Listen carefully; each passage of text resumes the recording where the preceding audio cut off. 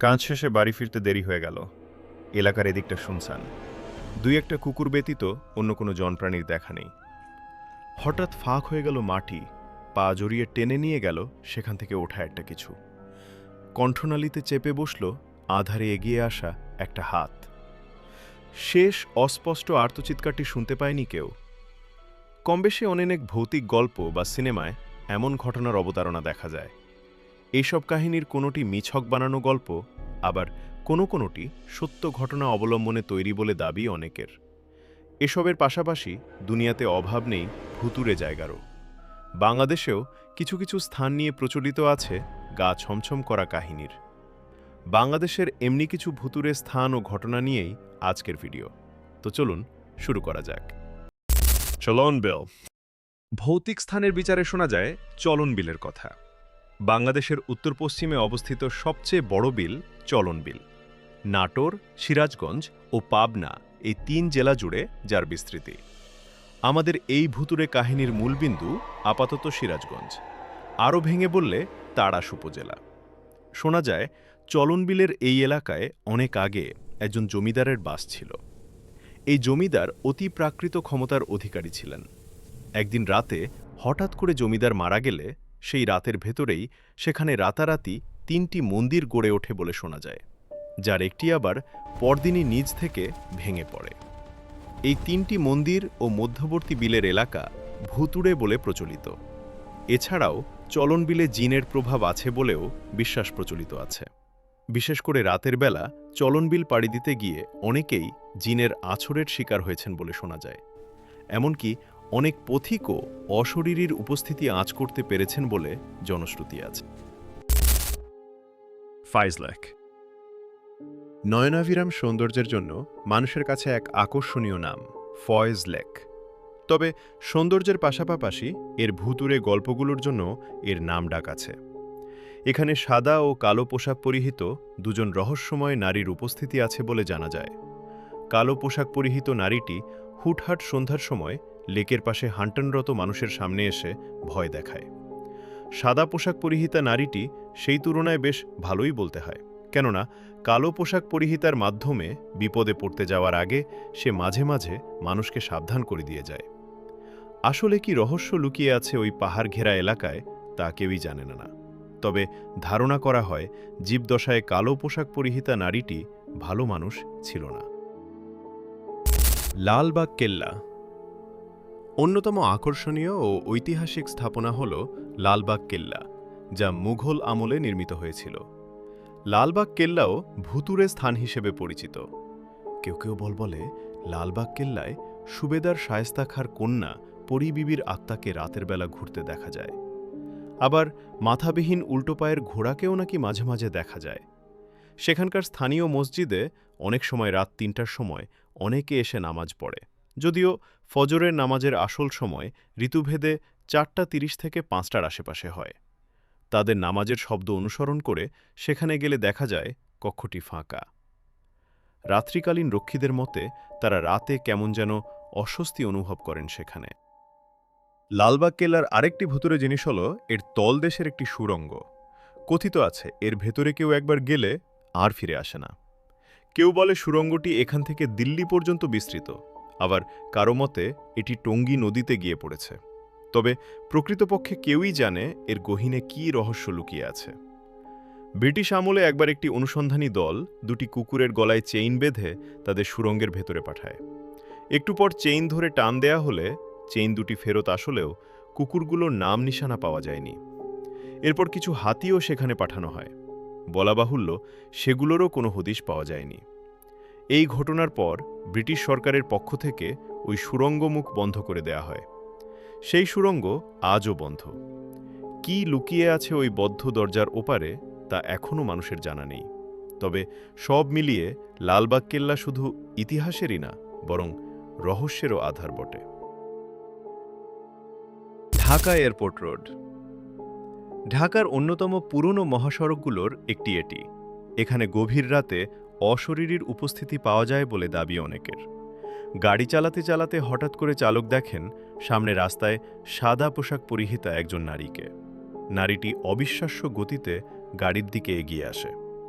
ভয় পেয়ে চালক নিয়ন্ত্রণ হারিয়ে ফেললেই ঘটে দুর্ঘটনা। এই অশরীরী কোনো মানুষকে স্পর্শ কিংবা সরাসরি ক্ষতি বা আঘাত করে না। ভয় দেখিয়ে দুর্ঘটনা ঘটানোই এর উদ্দেশ্য। কাজেই ভয় পেয়ে গাড়ির উপর থেকে নিয়ন্ত্রণ না হারালে ঘটবে না কোনো দুর্ঘটনা।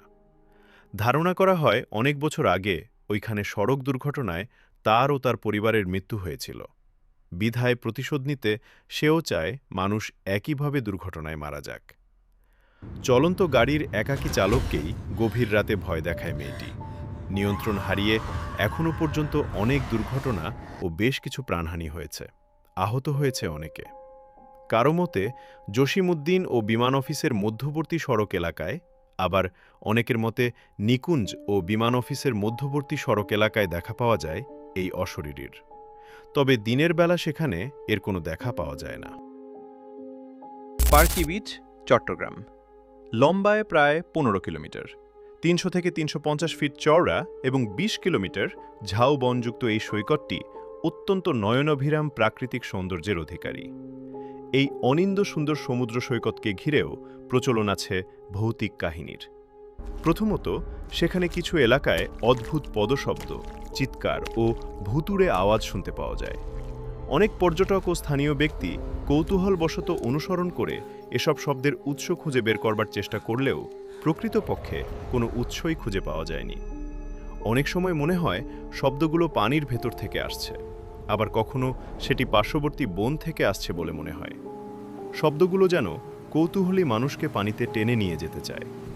সেখানে পর্যটক হিসেবে আগত এক দম্পতির মতে, বিচে সূর্যাস্তের পর সান্ধ্যকালীন ভ্রমণের সময় তাদের দুজনেরই মনে হচ্ছিল কোনো অশরীরী তাদের ওপর চোখ রাখছে।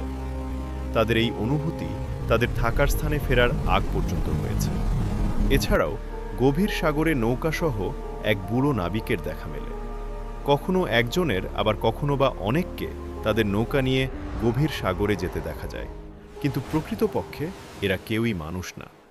ধারণা করা হয় সাইক্লোনের সময় নৌকা পাড়ে ভেড়াতে ব্যর্থ হওয়া যেসব নাবিক মৃত্যুমুখে পতিত হয়, তাদেরই আত্মা এখনও নৌকো সমেত মাঝ সাগরে পাড়ি জমায়। যদিও এ সকল ঘটনার কোনো বৈজ্ঞানিক ভিত্তি নেই, তবুও অনেক পর্যটক ও স্থানীয় মানুষের দাবি তারা এগুলো চাক্ষুষ প্রত্যক্ষ করেছেন। সুন্দরবন। বিস্ময়কর হলেও সত্যি, ইদানিং সুন্দরবনের জলডাঙ্গার কুমির ও বাঘের পাশাপাশি অন্য বিপদের কথাও শোনা যাচ্ছে।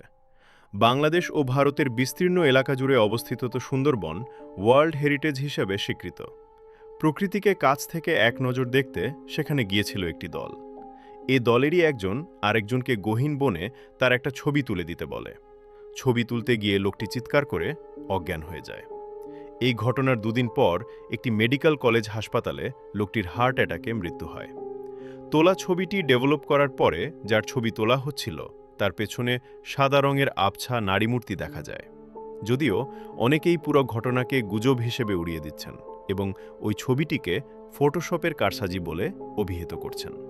উল্লেখ্য যে আর কোনো সুন্দরবনগামী দলের সাথে এরূপ হয়নি। সুন্দরবন নিয়ে অনেক স্থানীয়দের মধ্যে প্রচলিত আছে যে মৃত বাঘের আত্মারা নাকি গভীর জঙ্গলে ঘুরে বেড়ায়।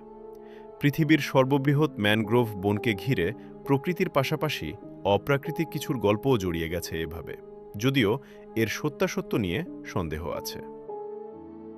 কুয়াকাটা বিচ সাগরকন্যা হিসেবে অভিহিত সৌন্দর্যের লীলাভূমি কুয়াকাটা। কুয়াকাটাটা সমুদ্র সৈকত, দক্ষিণ এশিয়ার একমাত্র সমুদ্র সৈকত যেখান থেকে সূর্যোদয় ও সূর্যাস্ত দুটিই দেখা যায়। 20 কিলোমিটার লম্বা ও 6 কিলোমিটার চওড়া এই সৈকতকে ঘিরে নানান ভুতুড়ে কাহিনী প্রচলিত আছে। মুইশুলিপাড়ার বাসিন্দা পিতা ও পুত্র মাছ ধরতে ও জ্বালানি কাঠের ব্যবস্থা করতে গঙ্গামাটির গহীন জঙ্গলে গিয়েছিল। সাগরে যেহেতু সুপেয় পানি নেই, তাই তৃষ্ণা নিবারণার্থে তারা মাটি খুঁড়তে শুরু করে সুপেয় পানির আশায়। একসময় তাদের কোদাল শক্ত কিছুতে আঘাত করে। তারা সোনালি আবরণের একটি কাঠের জার এবং কিছু কারুকাজ করা সোনার পাত খুঁজে পান। আরও খুঁড়াখুড়ি করার পর তারা বালিতে গেঁথে থাকা সোনা ও ধনরত্ন বোঝাই পুরনো একটি নৌকার হদিস পান। সূর্যাস্তের সময় প্রায় হয়ে যাওয়ায় সেদিনকার মতো কাজে ক্ষান্তদ দিয়ে ফিরে যাবার সিদ্ধান্ত নেন তারা।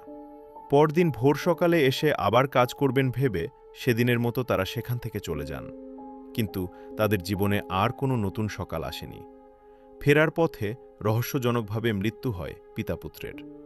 জনশ্রুতি আছে সোনা বোঝাই নৌকোটি অভিশপ্ত, যেই তার অনুসন্ধান করবে অপঘাতে মারা পড়বে সে। আরও কিছু ঘটে যাওয়া ঘটনা স্থানীয়দের এই বিশ্বাসকে মজবুত করেছে। এমনও বলা হয় সেই পিতাপুত্রের আত্মা হিংসাবশত সেখানেই রয়ে গেছে নৌকাটি পাহারা দেবার জন্য। তাই ওইদিকে এমনকি ওই দিকের কোনো রাস্তা দিয়ে কেউ গেলেও তাদের ছায়ামূর্তি বিভিন্নভাবে ভয় দেখাবার চেষ্টা করে। অন্য একটি ঘটনা একটি মন্দিরকে ঘিরে। মিছরি পাড়ায় অবস্থিত ২১ ফিট উঁচু বৌদ্ধ মন্দিরটির উপর অশুভ কিছুর প্রভাব আছে বলে শোনা যায়। রাস পূর্ণিমা ও মাঘী পূর্ণিমায় সাগর জলে স্নান করতে আসা মানুষের মতে মন্দিরটি অভিশপ্ত এবং অতৃপ্ত ও অপঘাতে মারা যাওয়া আত্মারা নির্দিষ্ট রাতে ওখানে এসে শয়তানের পুজো করে। এভাবে বুদ্ধের বিরোধিতা করে তারা, যদিও অনেকে এটিকে গুজব ভাবেন। তবে এই ধারণাটি অনেক বছর পুরনো। কুয়াকাটা সৈকতের একটি অংশ রাখাইন বসতির মাধ্যমে অভিশপ্ত বলে শোনা যায়। এমনিভাবে দেশের নানা স্থানকে ঘিরে প্রচলিত আছে ভৌতিক ও অতিপ্রাকৃত ঘটনার। এগুলো কারো কাছে সত্য, কারো কাছে নিছক গুজব, আবার কারো কারো বিশ্বাস দোদুল্যমান সত্য মিথ্যার বেড়াজালে। আজকের মতো এখানেই বিদায় নিচ্ছি। আবার দেখা হবে নতুন কোনো ভয়ানক গল্পের সাথে। সে পর্যন্ত ভালো থাকবেন। আর ভিডিওটি ভালো লাগলে লাইক এবং চ্যানেলটি সাবস্ক্রাইব করতে ভুলবেন না।